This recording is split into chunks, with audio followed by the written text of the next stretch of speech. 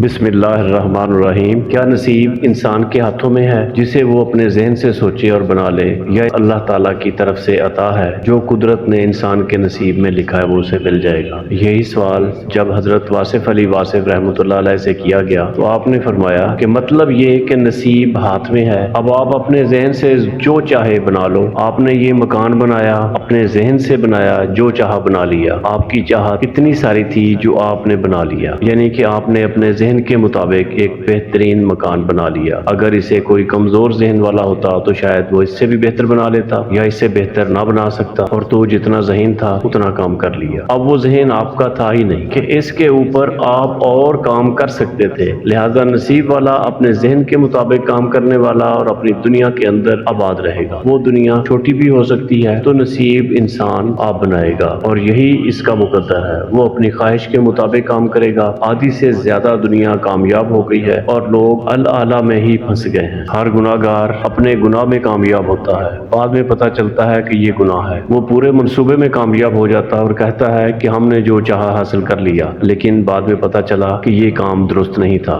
شروع میں دوست میں نے خود ہی بنایا، بعد میں پتہ چلا کہ وہی دوست مجھے دھوکہ دے گیا۔ کچھ لوگ شادی بھی خود ہی کرتے ہیں اور بعد میں پریشان ہوتے ہیں، یعنی اپنی خوشی سے شادی کرتے ہیں اور اپنی مرضی سے نصیب بناتے ہیں، بعد میں پتہ چلتا ہے کہ نصیب غلط ہو گیا۔ اس کا مطلب یہ ہے کہ آپ جو نصیب بنا رہے ہیں آج کے ذہن کے ساتھ بنا رہے ہیں۔ جو کل آپ کا ذہن ہوگا تو شاید آج کا بنا ہوا نصیب کل والا ذہن قبول ہی نہ کرے۔ آج کا بنایا ہوا نصیب آج کے ذہن کی کامیابی ہے، کل تمہارا اپنا ذہن تمہارے آج کے عمل پر شاید اتنا مطمئن نہ ہو، لہذا اپنے اندر جو تبدیلیاں پیدا ہونے کا امکان ہے اس کی گنجائش رکھ۔ جوانی میں کرنے والی خواہشات کو اپنے بڑھاپے کے تناظر میں تھوڑا سا غور کیا کرو کہ جب آپ بوڑھے ہو جائیں گے، رخصت ہونے والے ہوں گے، تو اس وقت آپ کا خیال کیا ہوگا؟ کہیں ایسا نہ ہو کہ آپ کو اپنے کیے پر افسوس ہو۔ بس اتنی سی بات یاد رکھنی ہے، ہر انسان اپنا مقدر خود ہی بناتا ہے۔ تو ہر مقدر الگ ہو گیا، وہ مقدر جو الگ نہیں ہوتا وہ کون بناتا ہے؟ مثلا یہ کہ انسان کا جو مقدر ہے زندگی کا، موت کا، کوئی نہیں جانتا، وہ کہ وہ مر جائے۔ انسان ایسا مقدر بنانا چاہتا ہے کہ موت سے بچ جائے، زندگی لمبی ہو جائے، یہاں آ کے انسان رک جاتا ہے۔ تو یہ مقدر کون بناتا ہے؟ یہی مقدر اللہ تعالیٰ بناتے ہیں۔ مثلا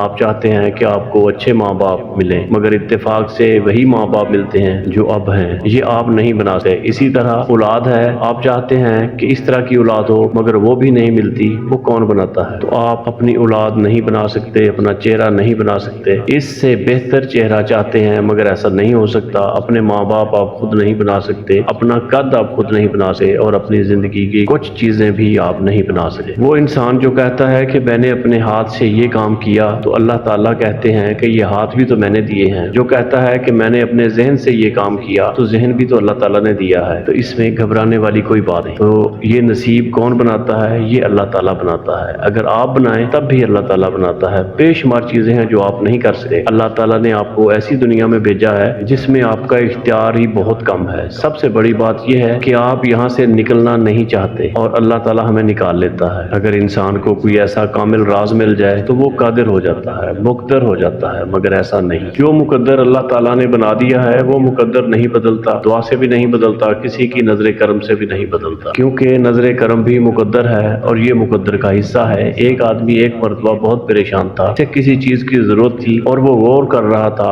دعا کر رہا تھا۔ وہاں اس جگہ پر ایک صاحب وقت کو حکم ہوا کہ وہاں جاؤ اور جا کر اس کی ضرورت پوری کرو۔ تو وہ گیا اور وہاں جا کر اس کی حاجت پوری کر دی۔ پھر کہنے لگا کہ دیکھو میں فلاں جگہ رہتا ہوں، فلاں مقام پر ہوتا ہوں، اگر اور ضرورت ہوئی تو وہاں آ جانا۔ اس آدمی نے کہا میں نے نہیں آنا، مجھے جس نے تمہیں اب بھیجا ہے وہ تمہیں دوبارہ بھیجے گا۔ یہ بات ہے مقدر کا، یہی اصول اپنا لیں، پھر اس کو بھی مقدر کا حصہ سمجھو۔ اگر آپ کے نصیب میں وہ چیز ہے تو مقدر بدلنے والی نگاہ خود بھاگی اور دوڑی چلی آئے گی اور آپ کو بدل کے چلی جائے گی۔ مقدر بدلنے والا بارش کا ایک بادل ہوتا ہے، وہ خود بخود ہی آ جاتا ہے۔ دعا سے آتا ہے یا کیسے آتا ہے یہ اللہ جانتا ہے اور اللہ تعالیٰ کے کام ہے۔ بعض اوقات وہ دعا سے آتا ہے اور بعض اوقات دعا کے بغیر بھی آ جاتا ہے۔ کبھی کبھی آپ کو محنت کے ساتھ وہ مقام نہیں ملتا جو بغیر محنت کے مل جاتے ہیں۔ کبھی کبھی ایسا بھی ہوتا ہے کہ آپ مقام ترک کر دیں کہ ہم یہ نہیں لیتے ہم یہ نہیں لینا چاہتے، تو وہ کہتا ہے کہ ہم نے یہ ضرور دینا ہے، اب کیا کرو گے؟ ایک شخص کا یہ ذہن کہتا ہے کہ یا اللہ میں تجھے نہیں مانتا، تو اللہ تعالیٰ کہتے ہیں کہ تو مان یا نہ مان، کھانا تو کھا لے، یا تو مان یا نہ مان تو یہ چیزیں لے لے۔ دے، یہ اللہ تعالیٰ کی کام ہے۔ اگر وہ کچھ کسی کو دینا چاہے تو کسی کی کیا مجال ہے کہ وہ نہ لے۔ اللہ تعالیٰ نے مرتبے اپنے پیغمبروں کو دیے۔ کچھ پیغمبر آرزو کرتے تھے کہ پیغمبری سے زیادہ امتی ہونا بہتر ہے اور انہیں کسی پیغمبر کے پیچھے لگا دیں تو ہم ان کے تابع دار ہوں گے، مگر اللہ تعالیٰ نے کہا کہ یہ کام تمہیں کرنا پڑے گا۔ تو یہ ایک مقام ہے، اللہ کی مرضی ہے کہ کسی کو کیا مرتبہ دے دے، کسی کو مقدر دے دے، کسی کو سرپرستی دے دے، کسی کو لیڈر بنا دے اور کسی کو پیروکار بنا دے۔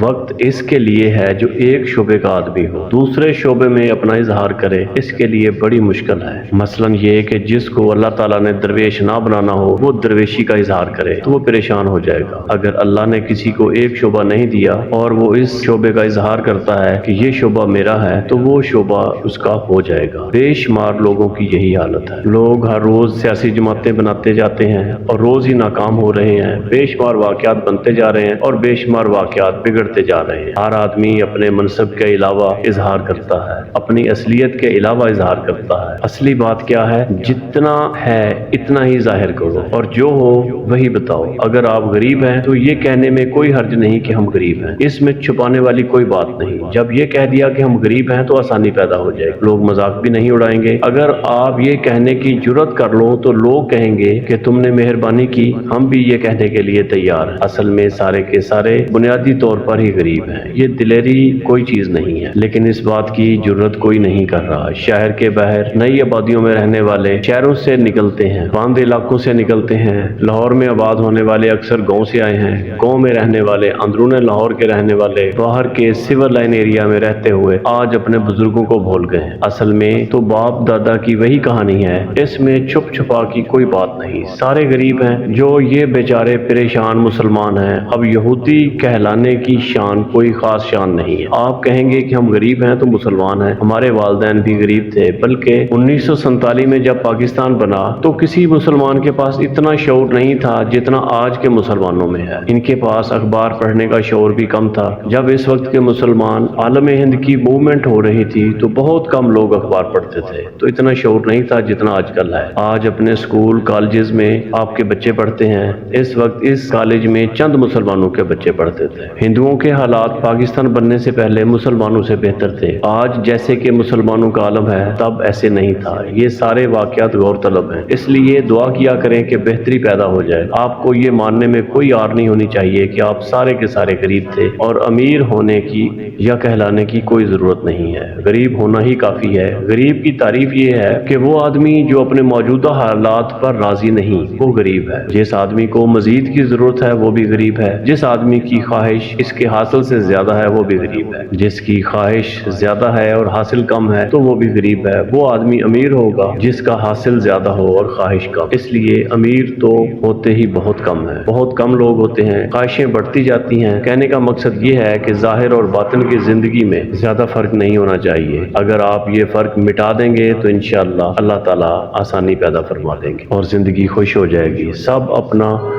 سب کچھ صاف صاف بیان کیا کرو، صاف صاف مسلمانوں کی سی زندگی بیان کیا کرو۔ اپنے ذہن میں ایک چھوٹی سی بات یاد رکھو، آپ بڑا انقلاب چاہتے ہیں، بڑے واقعات چاہتے ہیں، تبدیلیاں چاہتے ہیں۔